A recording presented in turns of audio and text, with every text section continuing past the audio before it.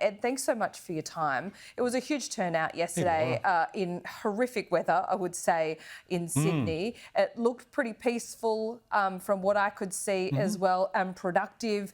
There are a few definitely questionable signs. There were a few people carrying portraits of the Ayatollah in Iran. But beside all of that, you must be pleased with the turnout.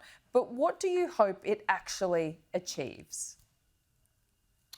Well, good morning, Laura. And I'm grateful for the chance to be able to sort of talk about what I saw yesterday. And what I saw yesterday was a lot of people, obviously there'd be people that had been there previously at other protests. I suspect there were a lot of people that had protested for the first time and in weather that was clearly just terrible. It didn't help that type of peaceful protest at all, and there are probably people who made a decision not to turn up, but a lot of people did, and a lot of people sending the message that they're really affected by what they're seeing on their screens, and that the whole notion that children should bear the brunt of the pursuit of Hamas, they don't agree with, rightly so. A lot of us wouldn't, and I think that's what's spurred a lot of people to come out and enforce.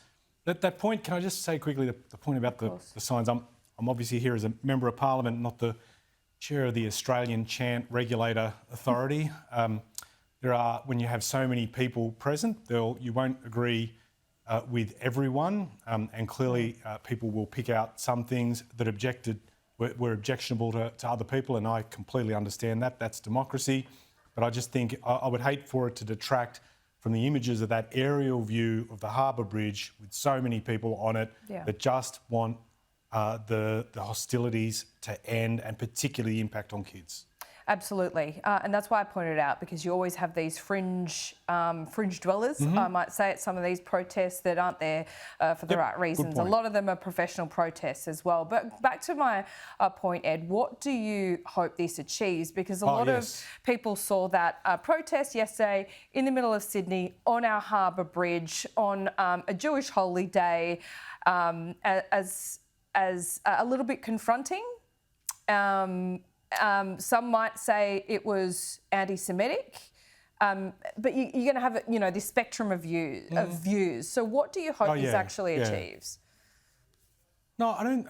Okay, so again, I make the point, people will draw their own conclusions from their own vantage point, and there'll be different views, and not everyone's going to agree. Exactly. I certainly would not agree with it being cast as anti-Semitic. I'm not, as someone who has spoken up on anti-Semitism, Islamophobia for many years, I want my fellow Australians to live their lives free of fear for who they are, what they practice as a faith. Very important. In terms of, I spectacularly failed to answer your question earlier, and I'm glad you drew me back to that point. What's it achieve? I think, a protest of this nature of itself will not necessarily end on day one, some of the gruesome images that we're seeing. But I think we are seeing a bit of a realignment in Australian politics, Laura. I think politics will now catch up when you see a crowd that big with the conditions they had to contend with.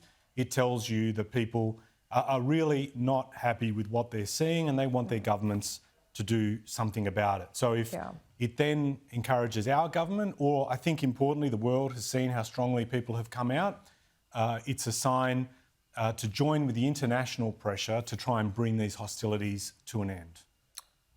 What about the recognition of Palestine? Because I know that you've been on the front foot on this as well.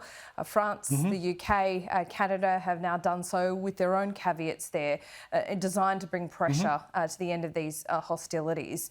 There is a view, like Israel in particular, and some in the United States, including Donald Trump, that would only serve to reward Hamas in a way. Do you accept that would be part of the problem with recognising Palestine? But as I see it, I mean, I think it would be very powerfully symbolic, absolutely, Ed. But when you get down to the nuts and bolts of it, if you're recognising a Palestinian state, who do you start negotiating with? It can't be Hamas, well, I think it's can fair. it? Yeah. Well, I think it's fair that you put that out. I think it is an important point to consider, and it's good of you to have put it on the table in the way that you have. I understand, again, there'll be different viewpoints. I would say that this is the fastest way to delegitimise Hamas. Why? Because if you look at even some of the conditions we've put forward as a country, which share parallels with our friends, the demilitarisation of Hamas, the fact that we say there shouldn't be a role for Hamas is also acknowledged by regional neighbours. The re-establishment or reform of the Palestinian Authority is who you would negotiate with, to answer your question, and strengthening democratic institutions in the state of Palestine all undercut the existence of Hamas that's fuelled by grievance, right? That they want to be able to say that the world doesn't want to recognise Palestinians and to be able to use that as their way to gather or garner support in Gaza and the West Bank. But a state of Palestine that is recognised with all those things is really important. And I think it's important we recognise now. I understand the government's taken a position that it has, but I actually think for what what our government wants to achieve with partners that it's signed statements and declarations with previously, the quickest way to be able and the strongest way for us to get some of those preconditions signed is to join up with them now, step forward with them now, knowing you'll get their support because you've taken a similar stand to them early on.